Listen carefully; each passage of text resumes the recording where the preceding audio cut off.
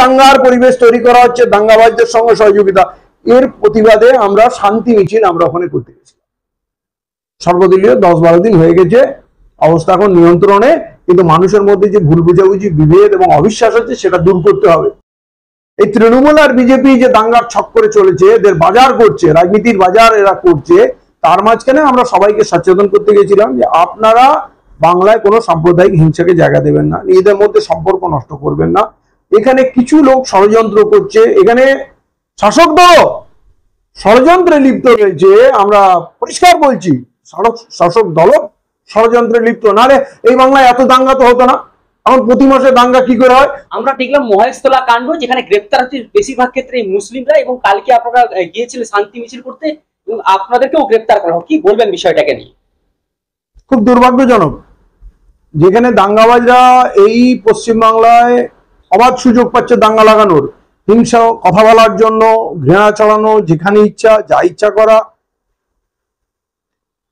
মহেশতলার যে ঘটনা, এটা পুরো দাঙ্গাবাজদের ছক। সেখানে ঈদের ছুটিতে একটা গরিব ফলওয়ালা, আমি তার জাত ধর্মে গেলাম না, একটা গরিব ফলওয়ালার জায়গা দখল করে সেখানে রাস্তার মাঝখানে বেদি বানিয়ে তুলসী গাছ লাগানো হচ্ছে। তুলসী গাছ সকলের জন্য শ্রদ্ধেয়, তুলসী খুব উপকারী জিনিস। তুলসী গাছ সবার কাছে না থাকলে প্রত্যেকের বাড়িতে তুলসী ড্রপ থাকে, রোগ প্রতিরোধক ক্ষমতা তার ব্যাপক, কিন্তু তুলসী গাছ কেউ দাঙ্গায় ব্যবহার করবে। কিন্তু কথা হলো দাঙ্গাবাজ দাঙ্গা করবে এটা ঠিক, কিন্তু পুলিশ এখানে বেদি বানাতে দিল, গাছ লাগাতে দিল পুলিশের গেটের সামনে, থানার গেটের সামনে, তাহলে এইটা পুলিশের একটা বড় অপরাধ। এবং সেইটা ঘটনা ঘটার পর মেডিকেলের মতো একটা ঘনবসতি এলাকা, সেন্সিটিভ এলাকা এবং বড় ব্যবসা কেন্দ্র, এবং আমার মনে হয় পশ্চিমবাংলায় ওর থেকে বড় ট্রানজাকশন অন্য কোথায় হয় না, ব্যবসায়িক লেনদেন যেটা হয়। তো সেই জায়গায় পুরো এশিয়ার কাস্টমার আসে, সেইখানে ওরকম একটা সেন্সিটিভ জায়গায় একটা ছক বসালো, আর আমার ইন্টেলিজেন্সও বুঝলো না, থানা পুলিশ কিছু বুঝলো না। তারপরে যেই দিন ঘটনা ঘটলো, যেদিন ফলওয়ালা ফিরে আসলো, তার জায়গা নিয়ে এসে লাফালাফি শুরু করলো, এলাকার লোক সামিল হয়ে গেল, স্বাভাবিক সেন্সিটিভ ব্যাপার। তারপরে শুনলাম কে নাকি বলেছে জয় শ্রীরাম না বললে কেন বসতে দেবো না, তাতে মানে কি বলে আগুনে ঘি ঢেলে দেওয়ার অবস্থা হলো। এরপর যখন লোকের ভিড় জমলো, সকাল 10টা থেকে 3টে পর্যন্ত ছুটতে হলো, যাতে এটা হাওয়াটা আরো গরম হোক, আরো লোক বেশি আসুক, রিউমার আরো বেশি ছড়াক। পুলিশের সেখানে কোনো ভূমিকা নেই, এবং শেষ বেলায় দেদার রাফ নামিয়ে পিটানো। আপনি ওই এলাকায় যদি একটা বাঁধন নাচ হয় না, তো দেখবেন কয়েক হাজার লোক ওখানে ভিড় লেগে যাবে, এমন একটা প্লেস। আর সেইখানে যেই ওই লোকের সঙ্গে সংঘাত শুরু হলো, ইটপাটকেল, সঙ্গে সঙ্গে মিডিয়া বলতে শুরু করলো এরা সন্ত্রাসী, এরা আতঙ্কবাদী, এরা অমুক তমুক। তো এ মনে হলো প্রথম মনে হয় ইটপাটকেল দেখলো, প্রথম মনে হয় ভিড় দেখলো। তাহলে এই যে অ্যারেঞ্জমেন্টটা, এখানে আরএসএস এর বা বিজেপির ছকটা যেমন আছে, পুলিশের সহযোগিতা সেরকম আছে, তারপরে র্যাব নামিয়ে হাই অ্যাকশন, মানে প্রথমে ক্ষতটাকে বাড়ানো হলো, তারপরে তার অপারেশন করা হবে। এবং এই জায়গায় আলটিমেটলি যেটা ঘটলো, পুরো এলাকায় প্যানিক, দিন রাত র্যাব দৌড়াচ্ছে, এবং 15 দিন পর্যন্ত বাড়ি বাড়ি থেকে ছেলে তোলা হচ্ছে, অথচ প্রথমেই এই জিনিসটাকে থামানো যেত না।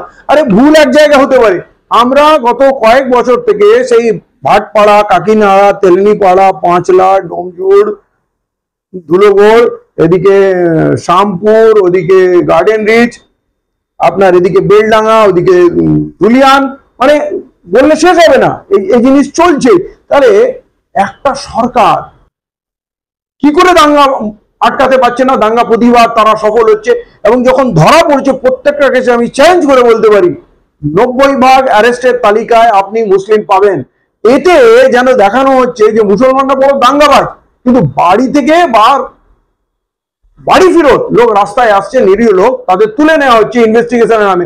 এখন কথা বলতে গেলে বলবে না আপনি কি তদন্ত হওয়ার আগে কিছু বলতে পারেন না, কিন্তু কোনো একটা ঘটনায় আপনি দেখবেন না যে ভুল করেও অমুসলিম বেশি গ্রেপ্তার হয়ে গেছে। তাহলে এটা কি প্ল্যান করে হচ্ছে না? এই যে দাঙ্গার পরিবেশ তৈরি করা হচ্ছে, দাঙ্গাবাজদের সঙ্গে সহযোগিতা, এর প্রতিবাদে আমরা শান্তি মিছিল আমরা ওখানে করতে গেছি। সর্বদলীয় 10-12 দিন হয়ে গেছে, অবস্থা এখন নিয়ন্ত্রণে, কিন্তু মানুষের মধ্যে যে ভুল বুঝাবুঝি, বিভেদ এবং অবিশ্বাস আছে সেটা দূর করতে হবে। এই তৃণমূল আর বিজেপি যে দাঙ্গার ছক করে চলেছে, এদের বাজার করছে, রাজনীতির বাজার এরা করছে, তার মাঝখানে আমরা সবাইকে সচেতন করতে গেছিলাম যে আপনারা বাংলায় কোনো সাম্প্রদায়িক হিংসাকে জায়গা দেবেন না, নিজেদের মধ্যে সম্পর্ক নষ্ট করবেন না। এখানে কিছু লোক ষড়যন্ত্র করছে, এখানে শাসক দল ষড়যন্ত্রে লিপ্ত রয়েছে, আমরা পরিষ্কার বলছি, শাসক দল ষড়যন্ত্রে লিপ্ত, নাহলে এই বাংলায় এত দাঙ্গা তো হতো না। এখন প্রতি মাসে দাঙ্গা কি করে হয়? অতএব এরকম একটা জায়গা, মানুষকে আমরা সাবধান করতে চেয়েছিলাম যে আপনারা মানুষরা হিন্দু মুসলমানের ভিত্তিতে সম্পর্ক নষ্ট করবেন না, এই বাংলাকে রক্ষা করতে সাধারণ মানুষকেই দাঁড়াতে হবে। এই কথাটা আমরা যদি ওখানে গিয়ে বলতাম, হয়তো হ্যাঁ প্রশ্ন করতাম যে বারবার প্রশাসন ব্যর্থ কেন, প্রশাসন কেন নাকে তেল দিয়ে ঘুমায়, প্রশাসন জিনিসটা প্রথমে বাড়ায় আর তারপরে এত কেন অত্যাচার করে। এই কথাগুলো তৃণমূলের গায়ে লাগবে, প্রশাসনের গায়ে লাগবে, মমতা বন্দ্যোপাধ্যায়ের গায়ে লাগবে। আমরা কাল গেছি 4টের সময়, আমরা জানিয়ে গেছি আমরা মিছিল করব।